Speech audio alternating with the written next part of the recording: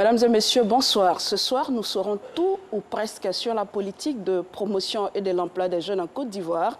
Comment va la jeunesse ivoirienne? Quels sont ses besoins? Qu'est-ce qui est fait pour elle en matière de protection et surtout d'emploi? À l'occasion de la Journée internationale de la jeunesse, célébrée tous les 12 août, RTI 1 a décidé de voir un peu plus clair dans les initiatives en faveur des jeunes. Pour en parler, qui mieux que le premier responsable de ce département, le ministre Mamadou Touré, ministre de la promotion de la jeunesse et de l'emploi des jeunes. Monsieur le ministre, bonsoir. Bonsoar. Merci d'avoir répondu favorablement à notre invité. Merci de nous avoir invités. Merci. Alors, à vos côtés, monsieur Isiaka Savané, administrateur provisoire de l'UNACOPEXI. Bonsoir, monsieur. Bonsoir, madame. Également un bénéficiaire du programme Agir pour les jeunes, monsieur Kragbe. Bonsoir. Bonsoir, madame. Je ne serai pas seule pour vous interroger. Je suis accompagnée de Tiemoko Antoine Assalé, journaliste. Bonsoir, Sylvie. Merci Tiemoko d'accepter de nous accompagner. Alors, monsieur le ministre, je voudrais signaler avant la première question que les internautes et les téléspectateurs peuvent nous appeler au 22 42 58 pour laisser les questions. Également sur la page internet, sur la page Facebook de RTI Info, Régis Kofi. Bonsoir Régis. Bonsoir Sylvie Touré, bonsoir à toutes et à tous. Voilà, merci Régis. J'espère que vous êtes prêts à recueillir toutes les questions sans laisser aucune de côté pour le ministre Touré Mamadou, des questions évidemment qui intéressent ou qui préoccupent la jeunesse. Monsieur le ministre, 200 000 emplois par an, au bout de 9 ans, on doit être à 1 800 000 emplois créés. Est-ce que le compte est bon? Oui, en 2010, à l'occasion de la présidentielle, le président Alassane Ouattara avait promis créer 200 000 emplois par an. Aujourd'hui, avec les dernières statistiques qui ont été, enquêtes dont les résultats ont été donnés, en 2020, nous sommes à près de 2 800 000 emplois qui ont été créés. C'est vrai qu'entre 70 et 80% de ces emplois le sont dans le secteur informel et entre 20 et 30% de ces emplois le sont donc dans le secteur formel. Je peux vous dire par exemple qu'au niveau des emplois formels, nous sommes à près de 880 000 emplois qui ont été créés, avec à peu près 115 000 emplois créés dans le secteur public et parapublic, fonction publique, etc. Et un peu plus de 650 000 à 700 000 emplois créés au niveau donc, de notre secteur privé. Alors, on sait que la population ivoirienne est à majorité jeune, 70% de jeunes composent cette population. Est-ce une performance? Oui, c'est une performance parce que si on regarde les objectifs qui ont été fixés, vous avez dit vous-même, si on partait sur la base des 200 000 emplois créés par an, nous devions nous retrouver cette année à peu près 1 800 000 emplois. Nous sommes à 2 millions, un peu plus de 2 800 000 emplois générés par notre économie. On peut considérer que c'est une performance. C'est vrai qu'il y a encore beaucoup d'efforts à faire sur donc, le niveau de l'informel dans notre économie. Et donc à ce niveau, je pense qu'on reviendra dessus, le gouvernement est en train d'agir dans ce sens. C'est vrai que 67% donc, des emplois créés l'ont été pour les jeunes, que ce soit donc, au niveau des emplois formels ou des emplois informels. Alors, est-ce qu'on peut évaluer aujourd'hui le taux de chômage des jeunes en Côte d'Ivoire? Je n'aime plus cette question. Je vais vous dire pourquoi. Parce que j'ai essayé plusieurs fois d'y répondre en essayant de faire un peu de pédagogie. Parce que, alors, qui est chômeur? Selon le Bureau international du travail et l'OIT, est chômeur une personne d'abord qui ne travaille pas, une personne qui est à la recherche d'un emploi, et une personne qui est disponible pour travailler. Donc voici les 3 éléments qui constituent donc, la définition du chômage. À partir de cette définition, vous avez différents instruments de mesure du chômage qui ont été mis en place partout dans le monde. Et quand on regarde les pays africains, on se rend compte qu'en utilisant donc, les instruments de mesure du chômage, selon les définitions du BIT et de l'OIT, les taux de chômage dans les pays africains sont très bas, ce qui peut être paradoxal puisque nous avons des États qui sont pauvres. Ce que la Banque mondiale dit dans son rapport de 2018, c'est que cette contradiction pourrait s'expliquer. La BAD, dans son rapport de 2018, la BAD note que plus les États sont pauvres, plus le taux de chômage est bas. Parce que ces populations qui sont dans une extrême pauvreté sont obligées souvent de mener n'importe quelle activité pour vivoter, pour s'en sortir. Or, à partir du moment où ces populations mènent des activités, elles sortent de la définition du chômage. Donc on rentre dans une situation de personnes qui sont en emploi très précaire, souvent des travailleurs très pauvres, qui mènent des activités qui ne leur procurent pas seulement de ressources pour se prendre en charge. Donc selon la définition BIT et l'OIT, nous étions en 2016 à 2,6% de chômeurs dans notre pays, et l'UEMOA vient de faire une enquête dans tous les pays membres de l'UEMOA. En 2017, nous étions à 3,3% de chômeurs en Côte d'Ivoire. Au Bénin, on était à 2 points et quelques, au Burkina à 4 points et quelques, etc. Alors, c'est pour ça que nous ne voulons pas nous limiter à cette définition donnée par le BIT. Parce que cette définition masque une grande réalité. La grande réalité, c'est d'abord l'économie informelle. Entre 70 et 90% des travailleurs dans notre pays et dans la plupart des pays africains le sont dans le secteur informel. La grande réalité, c'est que vous avez des découragés. Donc, si un jeune aujourd'hui, bien que ne travaillant pas, ne recherche pas de l'emploi, il n'est pas disponible pour travailler, il ne rentre pas dans la définition du chômage. Un jeune qui, par exemple, ne trouvant pas du travail, est obligé de s'inscrire chaque année à l'université pour faire des études, pour éviter donc d'être à la maison à ne rien faire, il ne rentre pas dans la définition du chômage. Et donc, ce que nous avons fait, c'est de prendre le taux combiné de chômeurs, de sous-emploi, c'est-à-dire des personnes qui travaillent, mais dont le travail n'est pas décent, dont le travail ne leur permet pas donc, de subvenir à leurs besoins et qui n'ont pas toute la sécurité juridique par rapport donc, à ce travail, et de main-d'œuvre potentielle. En ce moment, nous montons à 20%. Donc le taux combiné est de 20%. Voilà ce que je peux dire sur cette question. Saleh Timoko. Monsieur le ministre, deux questions sur la question du niveau d'emploi créé. Tout à l'heure, vous disiez que dans le secteur formel, 800 000 emplois auraient été créés. De quoi vous parlez? Des concours qui sont organisés et les jeunes qui sont recrutés dans la fonction publique? De quoi vous parlez exactement quand on parle d'emploi formel, dans le secteur formel? Alors, lorsqu'on parle d'emplois créés dans le secteur formel, il faut regarder les emplois créés au niveau du secteur privé. Donc, ce sont les entreprises, les PME, etc. Et à ce niveau, comme je l'ai dit, nous sommes à 600, pour être très précis, à 696 764 emplois créés.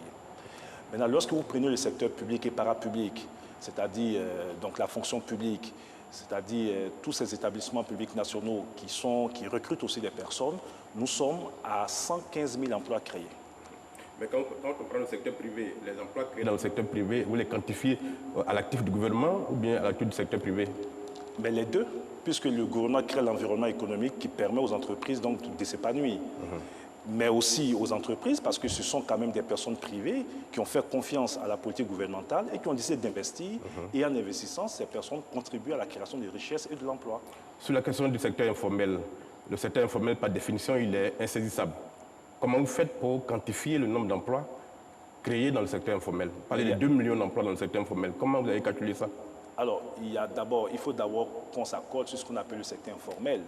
Les entreprises informelles sont des entreprises qui échappent à toute fiscalité, qui ne sont pas officiellement donc déclarées. Ça ne veut pas dire qu'elles n'existent pas. Vous voyez le coiffeur ou celui qui a son pressing dans le quartier, cette personne peut payer une taxe municipale, mais cette personne n'est pas déclarée à l'impôt. Donc, à partir de ce moment, nous avons une entreprise donc, qui est donc, dans le secteur informel. Les éléments liés donc, aux mesures statistiques ont permis d'identifier ces entreprises. Ça peut aussi être des informations recueillies auprès donc, de certaines collectivités. Je sais par exemple que vous êtes maire, vous êtes dans une cité où beaucoup de personnes qui sont dans l'informel payent quand même des petites taxes à la mairie. Donc tous ces éléments combinés ont permis donc d'identifier le nombre d'acteurs dans le secteur informel et ces personnes ont déclaré le nombre d'employés qu'elles ont donc, dans le secteur informel. D'accord, mais comment vous mettez ça à l'actif du gouvernement si ce sont eux-mêmes qui ont créé leur emploi? Non, ce que je vous dis, c'est que quel est le rôle d'un État? Un État et un gouvernement ont pour rôle, et nous sommes dans une économie libérale, de créer les conditions pour que l'économie marche et partant génère donc des richesses et la création d'emplois. Mais vous avez d'autres acteurs qui interviennent. Ça peut être ces acteurs du secteur informel qui participent à la création de la richesse dans un État. Ça peut être des membres du secteur privé, comme je l'ai dit, qui participent. Tout cela, je ne dis pas que c'est exclusivement mis à l'avantage de l'État. Mais l'État a créé un environnement économique qui a permis à toutes ces personnes de mener à bien leurs activités et donc de s'épanouir et donc d'avoir de l'expansion dans leurs activités et donc d'embaucher. Okay. D'accord. Alors, on va regarder de plus près vos programmes, notamment en faveur de l'entrepreneuriat. Donc, l'initiative Agir pour les jeunes. Voilà. On a connu la phase 1, la phase 2, terminée, je pense. Est-ce que vous pouvez nous présenter cette initiative? Alors, en 2015, le président de la République, son Excellence Alassane Ouattara, a voulu donc une réforme de notre dispositif d'insertion des jeunes. Nous avions beaucoup de structures qui s'occupaient donc des questions d'insertion des jeunes. La rationalisation de ces structures a abouti à la création de l'Agence Emploi Jeunes. Puisque vous aviez le FNJ, vous aviez l'AGEP, vous aviez le FIDEN, etc., sans qu'il y ait de cohérence donc, dans leurs actions et d'efficacité dans leurs actions. Sans que, au-delà de la cohérence et de l'efficacité dans leurs actions, ces structures qui étaient d'ailleurs budgétivores, avec beaucoup donc, de travail, etc., ne démontrent en un mot leur efficacité. Donc l'Agence Emploi Jeunes a été créée. Et après la création donc, de l'Agence Emploi Jeunes, mon prédécesseur, le ministre Sidi Touré, a initié, donc, en tant que ministre de la Promotion de la Jeunesse, ce programme Agir pour les jeunes, qui s'adresse essentiellement à tous ces jeunes qui ont besoin d'un peu de financement pour entreprendre une première activité. Et ces jeunes, donc c'est des petits financements qui partent donc de 100 000 à 1 million de francs CFA. Pour la première phase d'Agir pour les jeunes, qui a été pilotée par mon prédécesseur, sur 12 500 jeunes formés, c'est un peu plus de 8 000 jeunes qui ont bénéficié de financement, pour à peu près 4 milliards de francs CFA.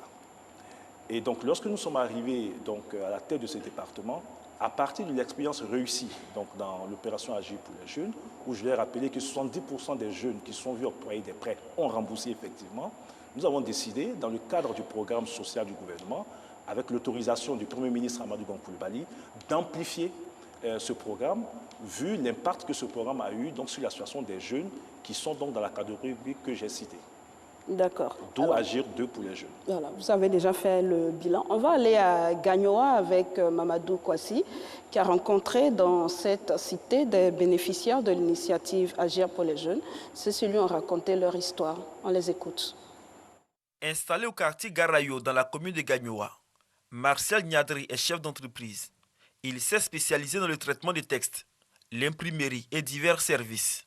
Martial a pu bénéficier d'un soutien financier de 600 000 francs CFA pour accroître ses activités grâce au projet Agir pour les jeunes. Aujourd'hui, un jeune qui a au moins un prêt, il peut être autonome, il peut être libre, il peut faire la libre gestion de lui-même.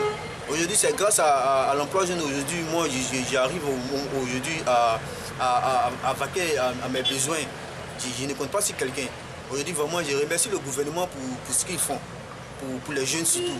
À Gagnoa ici, on sait ce qui est là à Gagnoa. Il n'y a pas trop d'entreprises, mais aujourd'hui, grâce à l'emploi jeune, on arrive au moins à faire quelque chose. Martial, qui a exercé avec un particulier, a pu s'installer à titre personnel et emploie aujourd'hui d'autres jeunes. Mais depuis quelques mois, ce chef d'entreprise a entamé la phase de remboursement du montant octroyé par l'agence Emploi Jeunes de Gagnoa. Avec le prêt qu'ils m'ont fait, voilà, j'ai essayé de payer le matériel, tout ça là. Aujourd'hui, je travaille dans de bonnes conditions. Voilà. J'ai commencé à rembourser l'argent qu'on appelle ça fin juin. Je rembourse chaque mois, chaque 6 du mois, la somme de 55 250. Voilà, 55 250. Avec la crise, tout ça là, ben, on tient le coup. On fait avec pour pouvoir rembourser nos dettes. Tout comme lui, Mariam Bomba, coiffeuse de profession, a bénéficié d'un soutien financier de 300 000 francs CFA pour le développement de ses activités. Cette coiffeuse professionnelle emploie également 2 autres personnes et rembourse depuis juin 2020 la somme de 29 000 francs CFA mensuellement. Des trucs que je n'avais pas dans mon magasin, grâce à l'emploi jeune, j'ai vu ça. Des baies, des mèches, des casses, des sacs à main, et pas même des pannes aussi dedans. Et maintenant, pour encourager mes frères, ils ont qu'à prendre le truc au sérieux et c'est vraiment vrai. La preuve que moi j'ai eu pour moi dedans. Maintenant, ce que je vais dire, s'ils ont pris, ils n'ont qu'à faire les efforts de le rembourser. À l'Agence régionale emploi jeune de Gagnoa, c'est la satisfaction chez les bénéficiaires. Néanmoins, des attentes sont exprimées. Je suis très satisfait, mais on n'est jamais satisfait à 100%. Parce que la mobilisation, quand on invite les jeunes à participer à ces programmes, on n'atteint pas 100% de nos objectifs. On mobilise les jeunes. Quand il s'agissait du programme Agir pour les jeunes phase 2, nous avons sensibilisé toute la population. Bon, il y en a qui sont venus, mais il y a encore des sceptiques. Donc, notre problème, c'est de faire en sorte que tout le monde croit à ces programmes qui sont initiés par l'État de Côte d'Ivoire.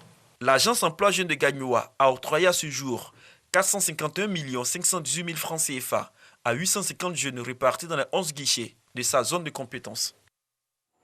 Voilà, pour être plus complet sur ce sujet, je voudrais rappeler que pour la phase 2, l'enveloppe globale, c'est 9 656 793 750 pour 17 615 bénéficiaires. Quant à la phase 1, elle a enregistré 9 151 bénéficiaires pour une enveloppe globale de 3 692 691 660 francs CFA. De façon concrète, Monsieur le ministre, quels étaient les critères de sélection des bénéficiaires? Je vais d'abord rectifier. Ce n'est pas 17 615 bénéficiaires. Nous avons ciblé pour cette phase 2, dans le cadre du programme social du gouvernement pour Agir 2, 19 500 jeunes. Mais au finish, nous sommes à 21 500 jeunes qui ont bénéficié. Alors, les critères, c'est d'abord être jeune ivoirien, être porteur d'une idée. Ensuite, nous avons conclu un accord avec la COPEC. Tous ces jeunes qui sont allés dans les guichets emploi pour postuler ont été pris en charge par la COPEC, qui en son sein donc des personnes ressources. Les jeunes présélectionnés, ensuite, une aide leur apportée pour transformer leur idée en projet. Ces jeunes sont formés. Après donc, leur formation, il y a une seconde donc, sélection qui se fait. Et à partir donc, de cette sélection, les financements donc, se mettent en place pour que ces jeunes commencent leur activité. Est-ce qu'il y a eu un réel engouement au niveau de la population jeune? Oui, je peux vous dire que pour la seconde phase que j'ai pilotée, nous avons eu, sur 2 semaines qui a été donnée aux jeunes pour s'inscrire, c'est plus de 93 000 jeunes qui ont été dans nos guichets emploi. Sur les 93 000 jeunes qui ont été dans les guichets emploi, c'est à peu près 39 000 jeunes qui ont été présélectionnés pour une formation. Et sur les 39 000 jeunes qui ont été présélectionnés pour la formation, c'est donc en finalité 21 500 jeunes, comme je l'ai dit tantôt, qui ont pu bénéficier donc d'un financement. D'accord. Alors, on a déjà des questions d'internautes. Je pense qu'elles s'adressent plus à l'administrateur de l'UNACOPEXI. Une question de Royal Ignace Kessé. Jusqu'à présent, Agir 2, pas de financement à notre niveau, à la COPEC Yopougon Ananere. Je suis découragée, j'avais trop confiance. Qu'est-ce qui s'est passé à Yopougon? Je viens d'être informé, mais ça m'étonne, puisque, en fait, comme le ministre l'a signalé tout à l'heure, nous sommes pour une ouverture de 19 500, il y a 21 000 qui ont bénéficié, dont ceux de Yopougon Ananere. Donc, c'est une information qu'il faudrait vérifier. Voilà. D'accord. Alors, peut-être que sur ça, je peux réagir. Quand vous regardez, parce que moi-même, j'ai eu beaucoup d'appels, beaucoup de messages de jeunes avec qui j'interagis, que ce soit sur les réseaux sociaux ou ailleurs, souvent, il y a le fait que des jeunes ont été sélectionnés pour la formation. Vous avez donc, j'ai dit, 39 000 jeunes qui ont été sélectionnés pour la formation. Et pour beaucoup de jeunes, le fait d'avoir été sélectionnés pour la formation signifie automatiquement qu'ils ont accès donc, au financement. Donc, vous avez 21 000 jeunes qui ont été financés, mais vous avez un nombre résiduel d'à peu près 18 000 jeunes formés qui n'ont pas eu de financement, mais qui seront pris en charge dans Agir 3 qui sera lancé d'ici lundi. D'accord. Une autre question pour l'administrateur de l'UNACOPEXI, enfin plutôt pour M. le ministre, Boris Ferriol-Goué. Pourquoi les emplois créés pour les jeunes sont en majorité des emplois informels? Écoutez, nous sommes en train de travailler à ce que cela soit inversé avec mon collègue en charge des PME qui a initié un important projet de texte qui a été donc adopté par le gouvernement. C'est de faire en sorte que les entreprises qui sont dans l'informel sortent de l'informel pour aller vers le formel, avec un statut de l'entrepreneur qui a été créé. Cela passe par l'allègement même de la fiscalité qui leur est adressée. Donc c'est une réflexion qui est en cours. Je pense que dans la proposition qui a été faite, c'est d'arriver à les taxer à hauteur de 2% seulement sur une période. Donc, il y a aujourd'hui une volonté ferme du gouvernement, parce que le gouvernement même a intérêt à ce que toutes les entreprises créées dans ce pays ne soient pas en majorité dans l'informel. Parce que quand une entreprise est dans l'informel, c'est autant de ressources qui échappent à l'État. Donc, nous sommes en train de travailler dans ce sens. Et d'ailleurs, dans le cadre d'Agir pour les jeunes, nous avons demandé que tous les jeunes qui ont bénéficié de financement aient un accompagnement avec Côte d'Ivoire PME pour les aider à se formaliser. Alors, monsieur l'administrateur, il y a eu des plaintes après la remise des chèques. Ça a été la croix et la bannière pour entrer en possession de son dû. Qu'est-ce qui explique ça? Laisse-moi souligner que le fait de remettre les chèques ne constitue pas déjà pour le promoteur de bénéficier directement du crédit, mais il est éligible, ça lui permet d'être éligible donc au crédit. Ceci dit, maintenant, la phase maintenant de blocage et de l'encaissement est un processus qui nécessite d'abord d'enregistrer certaines informations au niveau administratif et de regarder le business model, le business plan, afin de mettre le prêt en place. Donc cela peut causer donc une durée dans le déblocage du crédit. Monsieur le ministre, j'ai plusieurs questions dans un souci de compréhension pour ceux qui nous regardent. Je voudrais qu'on parte question après question. Je voudrais commencer par l'agence emploi jeune, qui avait été gérée par votre prédécesseur, en tout cas avec un administrateur. Vous savez que cette agence a eu beaucoup de problèmes, qu'il y a eu des grèves, il y a eu beaucoup de dysfonctionnements, les jeunes stagiaires, à tous les niveaux, il y a eu des dysfonctionnements. Et la première question que je voulais vous poser, c'est est-ce que quand vous êtes arrivé, vous avez fait un audit du fonctionnement de l'agence emploi jeune? Si oui, quels en ont été les résultats en termes de respect des procédures et en termes de respect des engagements? Parce qu'on sait qu'il y a eu beaucoup de communication à l'époque sur cette affaire. Beaucoup de jeunes à travers le pays ont reçu des chèques qui sont pratiquement tous revenus impayés. Parce que la COPEC, on leur disait qu'il n'y avait pas d'argent, on vous a mis des chèques, mais il n'y a pas d'argent ici. Alors donc, est-ce que vous avez fait un audit pour comprendre ce qui s'est passé? Quels ont été les résultats en termes de respect des procédures et des engagements pris par l'agence devant les jeunes de Côte d'Ivoire? Alors, j'ai pris fonction en juillet 2018.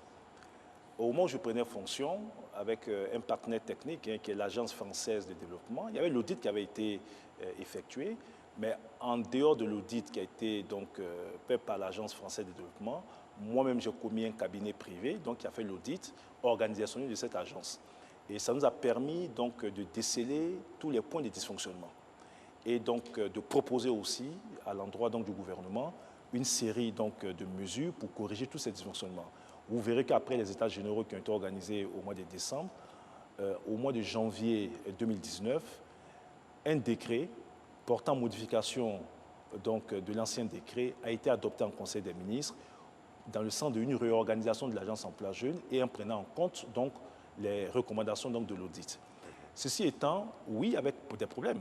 Je lui dis, lorsque vous aviez près de 9000 stagiaires qui avaient des retards dans le paiement de leurs primes de stage, aujourd'hui, nous avons pu apurer aujourd'hui tous les aérés donc, en termes de stage. Ceux qui sont les stagiaires cette année, à cause du Covid, nous avons encore 1 ou 2 mois d'aérés de stage pour certains, mais pour le stock de 2017-2019, tout a été apuré. Nous avons revu toutes les procédures, parce que vous avez un jeune qui part en stage. Il commence son stage le 1er du mois.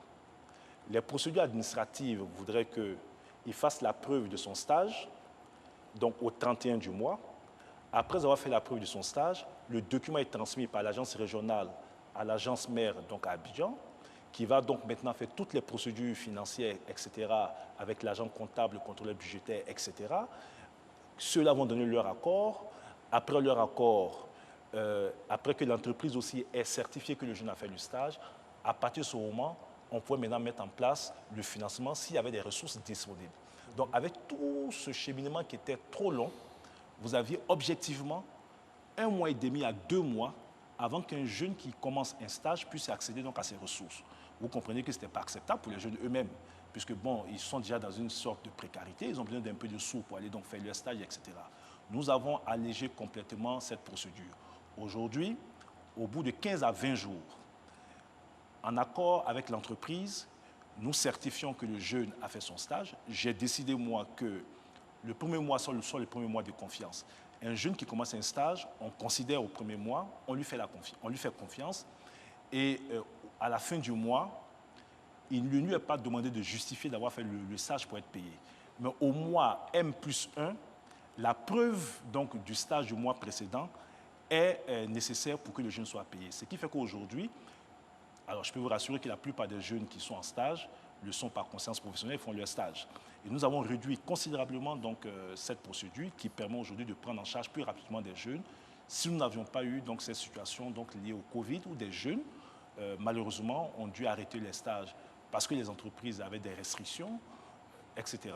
Donc il y a des réformes importantes qui ont été faites sur la gouvernance donc, de l'Agence Emploi Jeunes. Et ces réformes ont permis, au-delà donc, de la gouvernance de l'Agence Emploi Jeunes, je peux vous donner quand même un élément clé. Les agences qui ont été créées, les guichets emploi qui ont été créés dans les 201 communes, vous savez qu'à Thiès, nous avons un guichet emploi. Mais ça, je peux vous le dire aujourd'hui, venait d'un souci du Premier ministre Amadou Gon Coulibaly. Vous avez une incohérence totale que nous avons corrigée. Si vous prenez l'agence régionale de Daloa, qui couvrait le Orodougou et la Maraoué, il était demandé à un jeune qui était à Goïtafla ou à Zionoula, qui voulait accéder au premier service d'aide à l'emploi, de se déplacer jusqu'à Daloa pour accéder donc au premier service d'aide à l'emploi. Le Premier ministre nous a instruit à l'effet de corriger cette situation. Ce que nous avons fait, c'est en partenariat avec les maires que vous êtes, donc avec l'UVIC aussi, puisque nous n'avions pas seulement de ressources pour construire des agences dans toutes les villes de Côte d'Ivoire, nous avons fait un partenariat avec les mairies qui nous ont mis des locaux à disposition. Nous avons décentralisé donc, nos agences de telle sorte qu'aujourd'hui, dans les 201 communes de Côte d'Ivoire, nous avons donc des guichets emploi. Tous ces guichets sont fonctionnels, monsieur le Sur les 201 communes, nous avons 191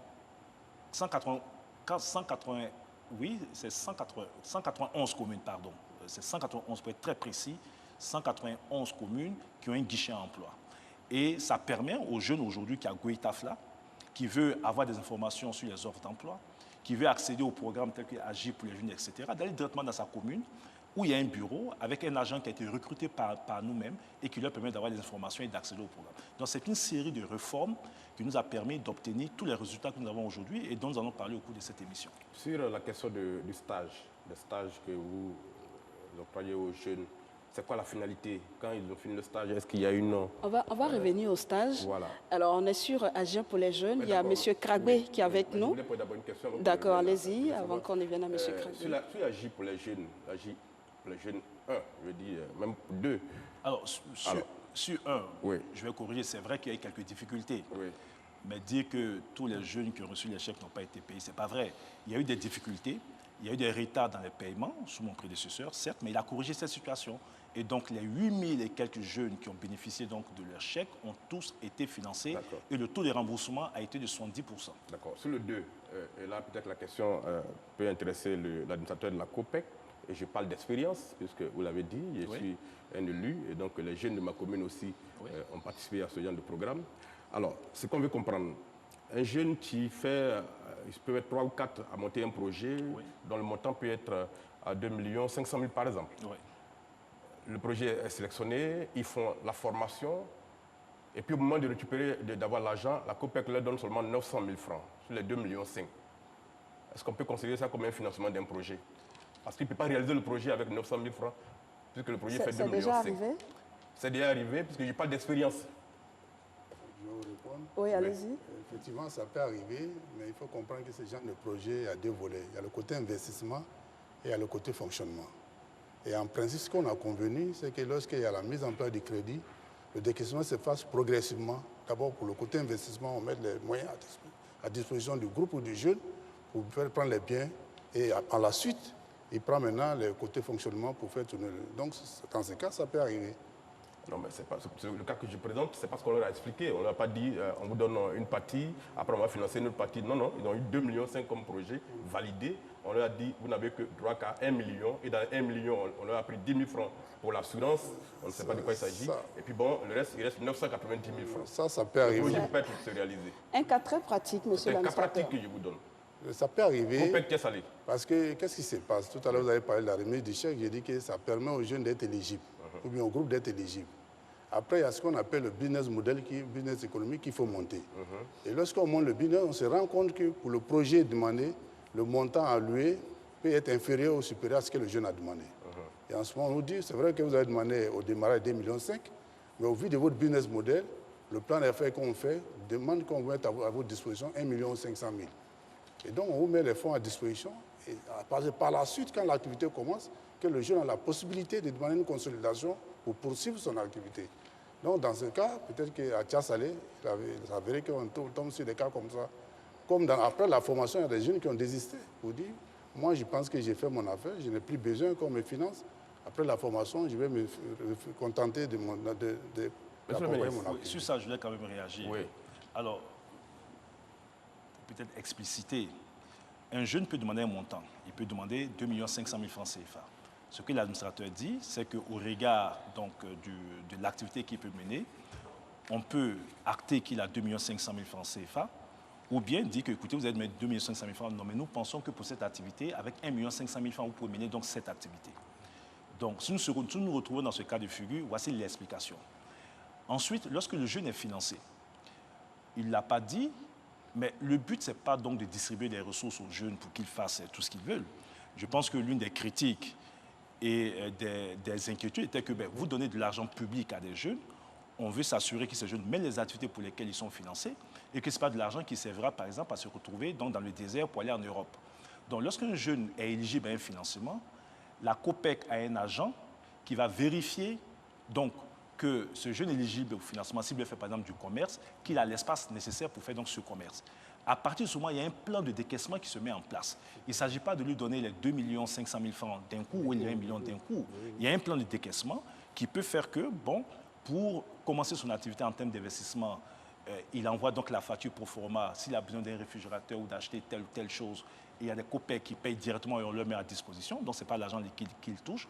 Et s'il a besoin d'un fonds de roulement, en ce moment-là, il accède donc à ces ressources. Certains jeunes ont pensé que dès le lendemain de la remise donc, des chèques, ils auraient donc la totalité donc, des ressources pour pouvoir en disposer comme ils veulent. Nous avons pris quand même quelques précautions parce qu'il s'agit quand même de l'argent public et nous voulons pour notre propre crédibilité que cet argent ne soit pas dilapidé et que ces jeunes-là l'utilisent à bon escient, qu'ils réussissent dans leurs activités et qu'ils puissent rembourser pour que le maximum de jeunes derrière puissent en bénéficier. Alors, je rappelais, avant qu'on ne poursuive, aux téléspectateurs qui peuvent appeler pour poser des questions au ministre ou à l'administrateur de l'UNACOPEXI au 22 40 12 58. Monsieur Kragbé est bénéficiaire de Agir pour les jeunes phase 2. Est-ce que vous avez souffert de ce fractionnement de l'enveloppe? Bon, souffert, vraiment, le mot est un peu très élevé. D'accord. D'abord, avant tout propos, je voulais dire merci d'abord à son Excellence le Président Alassane Ouattara qui a permis que ce projet ait lieu pour diminuer le taux de chômage ici en Côte d'Ivoire. Vraiment, ça n'a pas été facile quand même. Et je dis merci aussi au ministre Mamadou Touré, ministre de la Promotion, de la Jeunesse, des Jeunes, de l'Emploi de Côte d'Ivoire. Pour mon expérience, vraiment, ça n'a pas été facile parce qu'il faut dire, je n'y croyais pas. Agir 1 est passé, dont je n'ai pas bénéficié. Agir 2, je me suis dit que vraiment, ce n'était pas facile, mais il fallait quand même tenter le coup. Et j'ai postulé. Et je pense que par la foi des choses, Dieu a permis que les choses puissent passer. Et j'ai enfin bénéficié de ce prêt qui m'a été octroyé. D'accord. Voilà. Alors, comment ça s'est passé? Vous connaissiez quelqu'un? Parce qu'on a eu ces critiques-là, on a entendu ces critiques. Voilà, il faut connaître quelqu'un forcément dans le circuit pour bénéficier. Certains internautes nous ont laissé ces questions-là. Pour bénéficier véritablement d'un financement, ça a été votre cas? Vous connaissiez quelqu'un dans la machine? Non. Je n'ai pas usé de mes connaissances. Parce qu'il faut dire que dès l'instant que j'ai appris cela, je me suis rendu dans l'agence emploi jeune de mon quartier. De Cipores. Donc je suis allé me renseigner, j'ai vu les critères pour être admis et automatiquement j'ai postulé. Et vous avez perçu votre enveloppe au bout de combien de temps? Bon, il faut dire que l'opération a duré, je crois, pendant 2 semaines à 3 semaines et j'ai fini par recevoir, après la présentation des chèques officiellement, à la mairie, moi j'ai reçu mon chèque. D'accord. Alors vous êtes installé dans la restauration. Comment se comporte votre activité? Oui, j'ai choisi comme métier la restauration avec une connaissance acquise. Voilà, donc je me suis lancé grâce à ce financement. j'ai pu installer moi-même mon activité qui est la restauration, dont j'en rêvais beaucoup. Et puis, j'ai aussi permis à certaines filles, à certaines personnes de venir travailler avec moi, moyennant un salaire sur le travail. Aujourd'hui, ça me permet de vivre avec ma famille. Voilà, donc aujourd'hui, je suis installé grâce à ce financement. Donc, j'ai commencé depuis à rembourser depuis un certain moment. Et à cause de la situation du Covid, vraiment, les choses ont été vraiment un peu sombres, mais ça commence à aller. Vous avez perçu 800 000 francs, c'est ce que vous aviez demandé? Oui, j'avais demandé un montant d'1 million, mais j'ai perçu que 800 000. Pourquoi? Vous avez expliqué? Bon, selon l'administrateur de la COPEC, après enquête menante, ils m'ont dit qu'il fallait aller doucement pour le financement. Parce que ça ne sert à rien de bénéficier un grand montant et puis après, bon, il serait difficile de rembourser. Mais quand j'ai fait mon devis à moi, ça excédait à cela. Parce que dans la restauration, il faut s'engager, il y a beaucoup de matériel qu'il faut payer. Voilà, donc je me suis contenté de ce qu'on m'a donné. Et Dieu merci, je commence à rembourser, ça va, tout se passe très bien. Ok, on reviendra à vous tout à l'heure. Priorité aux téléspectateurs qui ont des questions. Régis Kofi. Merci de nous rejoindre dans ce studio. Les questions liées à la jeunesse intéressent les Ivoiriens, à commencer par M. Coulibaly Bakary, qui nous appelle de Marcory. Il n'a aucune nouvelle, selon lui, du fonds de soutien aux PME. Il a déposé des dossiers en ce sens, mais pas de réponse depuis.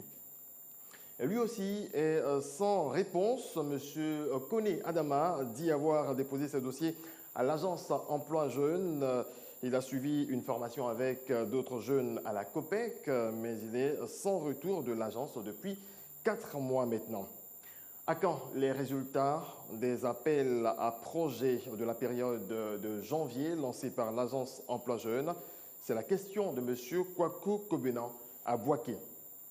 Parlant toujours de l'agence Emploi Jeunes, les guichets sont de plus en plus à l'intérieur du pays, initiative saluée par M.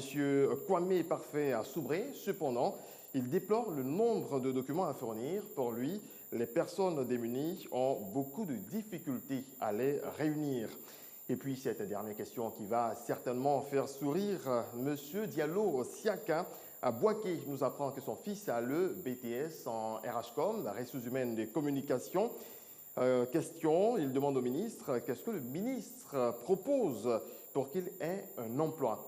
Voilà, c'est tout, Sylvie, pour la première vague des questions. Régis, vous allez reprendre les 2 premières questions parce qu'on ne vous a pas entendu sur ce plateau. Ah, on va reprendre les 2 premières questions. Oui, reprenez les 2 premières questions. Alors, la première question, c'est celle de M. Coulibaly Bakary qui nous appelle de Marcory. Il n'a aucune nouvelle, selon lui, du fonds de soutien aux PME. Il a déposé des dossiers en ce sens, mais pas de réponse depuis. Alors, lui aussi, il est sans réponse. M. Koné Adama dit avoir déposé ses dossiers à l'agence Emploi Jeunes. Il a suivi une formation avec d'autres jeunes à la COPEC, mais il est sans retour de l'agence depuis 4 mois maintenant. D'accord. Merci, Régis. Je pense que, enfin, je ne sais pas, en tant que porte-parole adjoint du gouvernement, certainement que vous pourrez répondre à la première question, qui, je crois, est destinée à notre ministre. Oui, il s'agit du ministère des PME, puisque ce fonds est sous la tutelle du ministère de l'économie, mais au niveau opérationnel, ce fonds est géré par le ministère des PME à travers l'agence Côte d'Ivoire PME. Donc c'est un fonds qui est opérationnel, qui a commencé. Et donc les premiers bénéficiaires ont commencé à recevoir donc leurs appuis. Je lui conseille donc de se rapprocher donc du ministère. Il peut aller sur le site de Côte d'Ivoire PME, il peut se rendre à Côte d'Ivoire PME ou au sein du ministère pour savoir où on en est avec donc l'étude de son dossier. Donc c'est ce que je peux dire. Pour la seconde question, mais je l'avais expliqué tantôt, je vous ai dit que nous avions sur les un peu plus de 93 000 jeunes qui ont été dans les guichets emploi pour avoir donc des financements, autour de 39 000 jeunes qui ont été formés.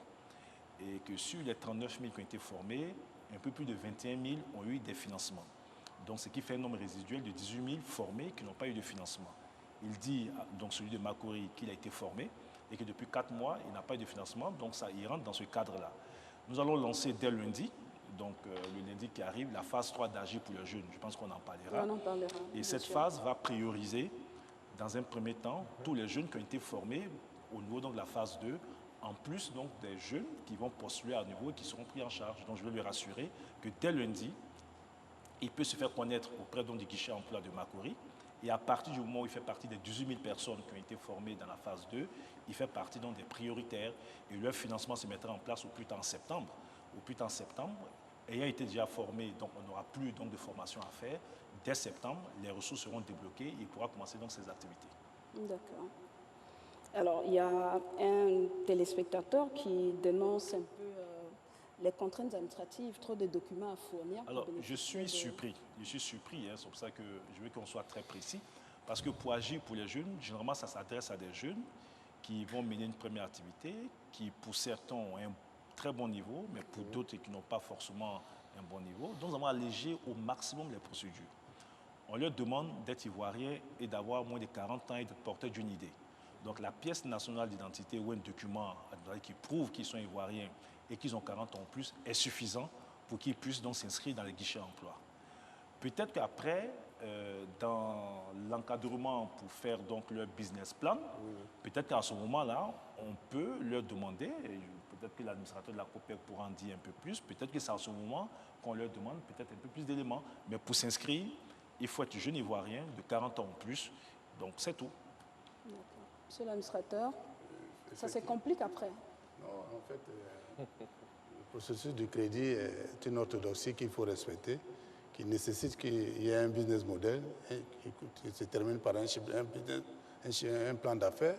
Et donc, la composition du plan d'affaires nécessite donc un temps et des documents qu'il faut demander. Parce que si vous connaissez le projet en lui-même, qui vous permettra donc de monter un certain nombre de demander un certain nombre de documents, voilà, et de les fournir. Et ça, c'est indispensable. S'il va avoir un crédit, il faut qu'il prenne le temps de dire, voilà, dans quel secteur il compte financer, en fait, où il va trouver la marchandise, si c'est un commerçant. Alors, les documents afférents à cela peuvent être demandés par une COPEC et ça pourrait prendre du temps. Ceci dit, ce qui est important, c'est l'éligibilité au crédit. Une fois que vous avez une carte d'identité, vous êtes ivoirien et que vous êtes inscrit dans l'âge, vous êtes éligible.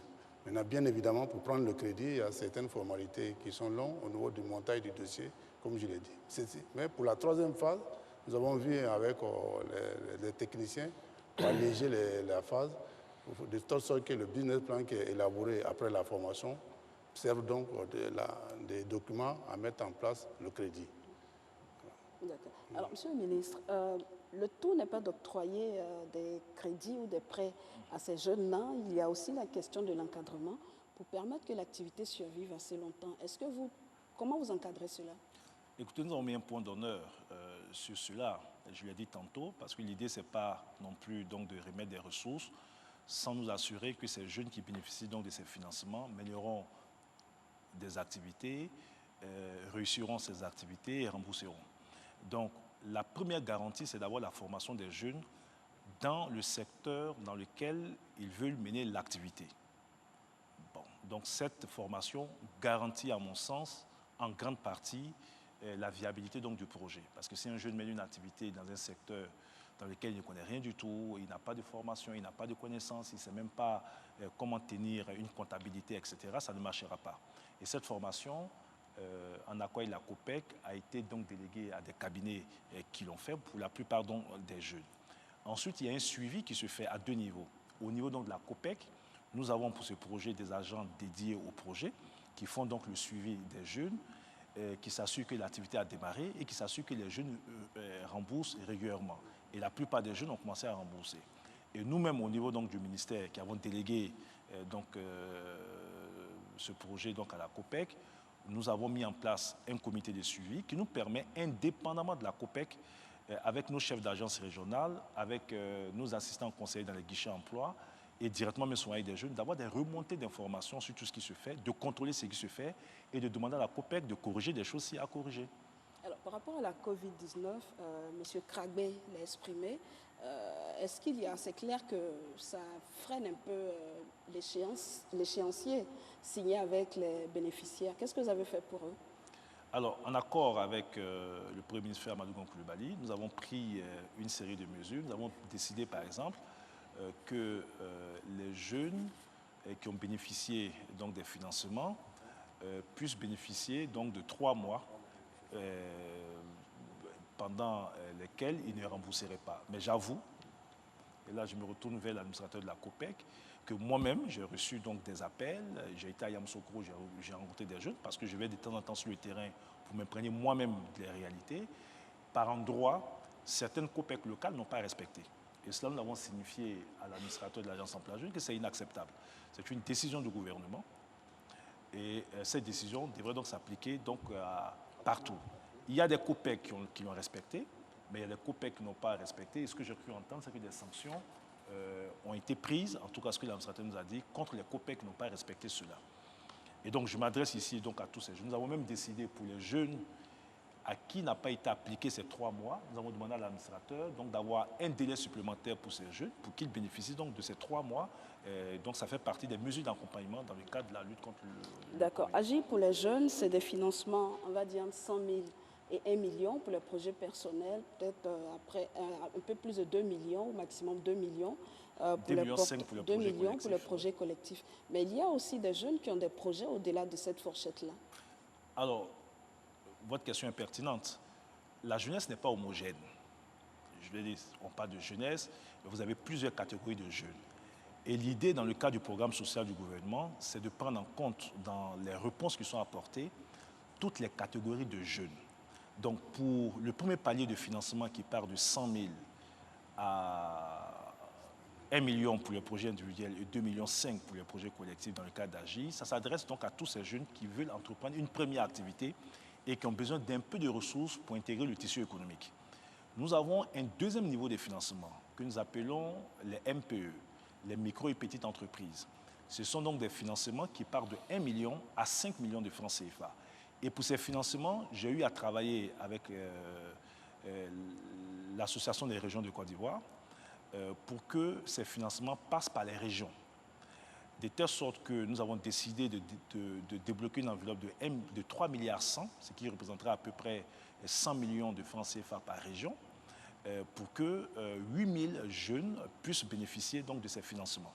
Donc l'idée, c'est de mettre en place un comité donc, avec les régions, les préfets et nos démembrements dans les régions.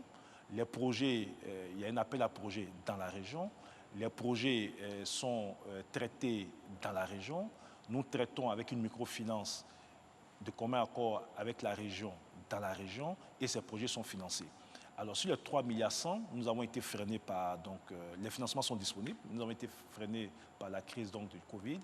Et là, mes équipes viennent d'achever les séances de travail avec la RDCI et les structures de microfinance, puisque nous avons décidé de diversifier et d'étendre aussi à d'autres structures de microfinance. Et il y a déjà 1,1 milliard qui seront débloqués dans les jours à venir au profit donc, de certaines régions qui vont commencer donc, le financement donc, des jeunes. Ensuite, nous avons un troisième niveau de financement. Et je crois que ça reprend une des questions qui a été posée. C'est tous ces jeunes qui ont des projets structurants, des projets qui nécessitent un investissement un peu plus important. Ce sont des jeunes qui ont déjà des entreprises ou vont créer des entreprises, qui ont un niveau d'investissement beaucoup plus élevé, qui part de 5 millions de francs CFA à 50 millions de francs CFA. Et l'un des téléspectateurs l'a dit, depuis le mois de janvier, nous avons fait un appel à projet. Normalement, ces financements devaient se mettre en place au mois d'avril. La sélection a été faite, présélection à notre niveau. Ensuite, la banque partenaire a fait une analyse financière de l'ensemble des projets, a donné son accord sur un certain nombre de projets. À partir de cela, il y a un comité de certification au sein de l'Agence Emploi Jeune qui se réunit avec l'Agence Emploi Jeune, mais tout expert qui a une connaissance donc, dans le domaine pour lequel le jeune demande un financement. Au bout de ce processus, des jeunes ont été présélectionnés. Donc je suis heureux d'annoncer aujourd'hui que samedi à l'Hôtel Ivoire, samedi soir, les premiers jeunes sélectionnés vont recevoir leur chèque pour à peu près 800 millions de francs CFA. Et ça leur permettra donc d'entreprendre. Et là, c'est vraiment de vrais entrepreneurs qui ont un besoin de financement un peu plus élevé. C'était la question de Nguessan Fidèle Ocho exactement. Pour les financements de projets compris 5 millions et 50 millions, nous n'avons pas encore été contactés. J'espère pour lui qu'il a été contacté pour recevoir son chèque ce samedi. En tout cas, s'il n'a pas été contacté cette fois-ci, ce n'est pas grave, parce que nous avons présélectionné en fonction, parce que la banque partenaire doit nous dire que le projet est bon et il est viable.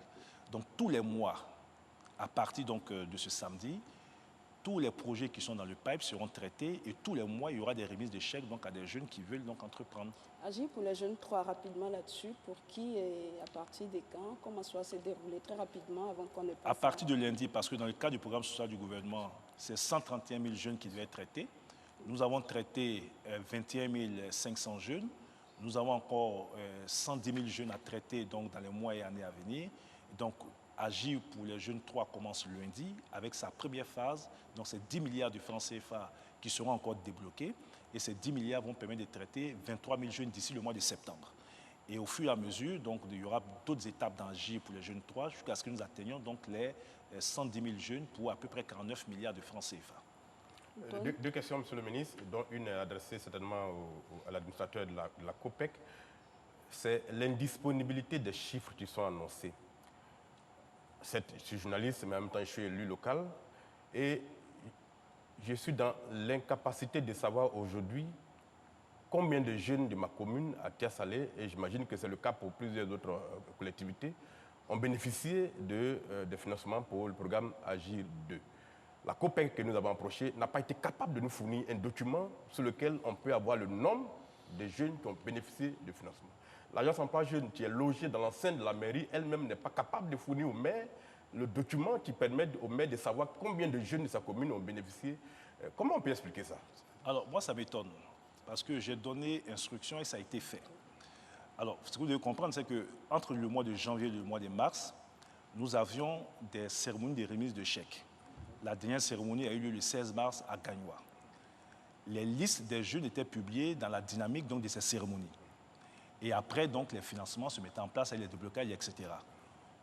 Après, donc, le 16 mars, 16-17 mars, avec les mesures qui ont été annoncées par le Covid, nous avons arrêté toutes les cérémonies. La question se posait de savoir, est-ce que nous pénalisons les jeunes qui sont dans les autres communes, à peu près 25 régions, et qui n'ont pas eu de financement?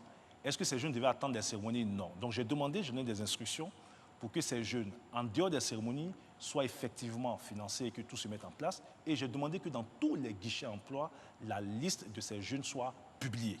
Donc, normalement, à la mairie à l'agence emploi de Tia-Salé, la liste de l'ensemble des jeunes qui ont bénéficié du financement sont financés et sont publiés. Si vous allez à l'agence et que la liste n'est pas publiée, c'est une faute. Et mon responsable, donc, dans le guichet emploi, va rendre compte. Parce qu'au nom de la transparence, parce que nous avons voulu aussi gagner la bataille de la confiance, vous avez écouté beaucoup de jeunes, il a dit lui-même, beaucoup de jeunes ne croyaient plus en nos dispositifs. Ils avaient le sentiment que c'était donc des ressources qui étaient manipulées entre personnes qui se connaissaient. On a écouté un leader de parti politique dire que ces ressources étaient destinées à des jeunes appartenant à un parti politique. C'était totalement inacceptable pour moi. Le président de la République et le Premier ministre ont mis en évidence l'importance de l'égalité des chances. Et je dis que j'attache et j'ai attaché une grande importance à la transparence de ce processus. Et la transparence, c'est la communication et la publication sur tout ce qui se fait. Donc je vous demande de revérifier si la liste n'est pas publiée.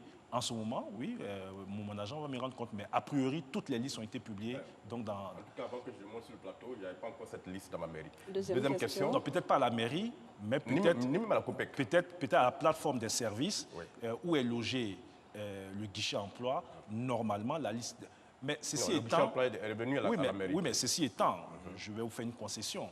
À partir du moment où nous avons eu un partenariat avec l'UVICOSI, à partir du moment où vous avez mis donc, des locaux à disposition, même si nous publions donc, les listes donc, dans nos locaux, je conçois que dans le cadre du partenariat que nous avons, que dès demain, et ça je m'adresse donc à mes collaborateurs, que dès demain, on transmette donc, au président de l'UVICOSI, pour tous les maires de Côte d'Ivoire et tous les présidents du conseil des régions, la liste, toutes les listes qui ont été publiées des jeunes qui ont bénéficié de nos financements. Voilà. J'en prends l'engagement ici. Bien, je prends acte.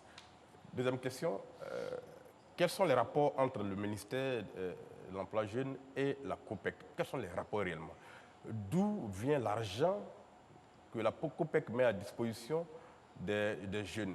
Est-ce que c'est de l'argent qui sort des caisses, la COPEC, donc de ses souscripts, de ses associés, ou bien c'est de l'argent qui vient des caisses du gouvernement qui est mis à la disposition de la COPEC? Parce que quand les jeunes vont dans les COPEC, il n'y a pas de financement, la COPEC leur dit, le gouvernement a parlé, mais nous, on n'a rien reçu encore. Ah non, ça, éclaircissez-nous ça. Ça, c'est pas possible. Voilà. L'administrateur est là. Mais justement, c'est ça. Alors, le mécanisme financier qui a été monté est ceci. Le gouvernement a logé au sein de la BNI des ressources. Le fonds de garantie à l'insertion des jeunes. Nous avons demandé donc à la banque, la BNI, de prêter en notre nom donc, des ressources donc, à la COPEC, avec une partie de nos ressources qui constitue la garantie pour la BNI.